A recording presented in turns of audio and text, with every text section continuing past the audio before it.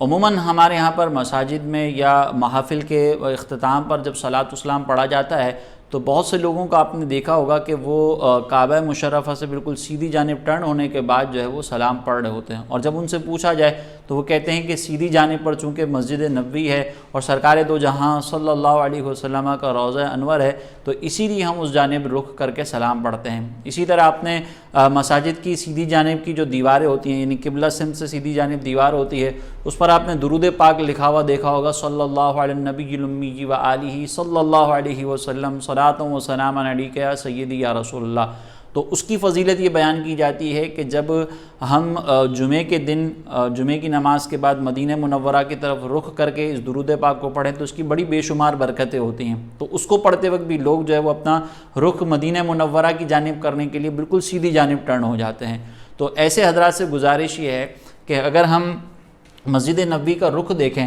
تو یہ مسجد حرام ہے، کعبہ مشرفہ، اور یہ مسجد نبوی ہے۔ اب ظاہر ہے کہ اگر آپ سعودی عرب کی طرف سعودی عرب میں جائیں گے تو وہاں پر آپ کو یہ دو شہر جو وہ بہت دور دور ملیں گے، لیکن جب یہ دو شہر آپ کی طرف آ رہے ہوں گے تو آپ کو محراب سے بہت زیادہ ٹرن ہونے کی ضرورت پیش نہیں آئے گی۔ اس کی مثال اگر آپ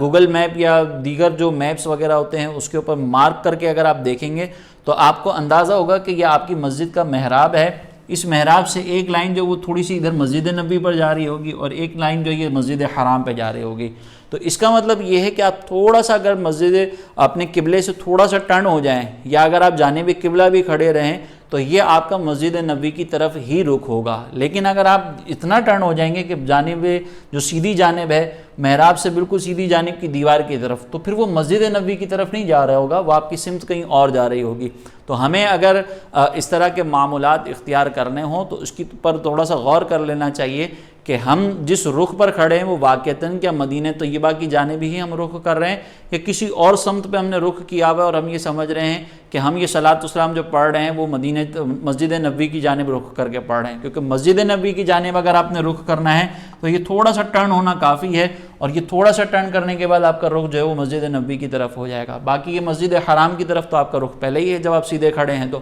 اور اگر آپ یہ سیدھے کھڑے رہیں تو 45 ڈگری کے اندر جو ہے وہ آپ کو قبلے کے سمت پر ہی مانا جاتا ہے۔ تو اگر آپ مسجد نبوی کے لیے بھی اسی طرح قبلے کی سمت پر کھڑے رہیں گے تو آپ کے لیے یہ مسجد نبوی کی طرف رخ کرنا ہی کہلائے گا۔ بس آپ نے دل میں نیت کی کہ اب ہم جو ہے وہ سرکار علیہ الصلوۃ والسلام کی بارگاہ میں سلام پیش کر رہے ہیں اور ہم سرکار علیہ السلام کی طرف توجہ کیے ہوئے ہیں، تو اب جانب مسجد نبوی رخ کرنے کے لیے الگ سے ٹرن ہونے کی ضرورت نہیں ہے۔ اگر آپ اتنا رخ ٹرن کر لیں گے تو پھر یہ کوئی اور سمت پہ آپ جا رہے ہوں گے، وہ مسجد نبوی کی سمت نہیں ہوگی۔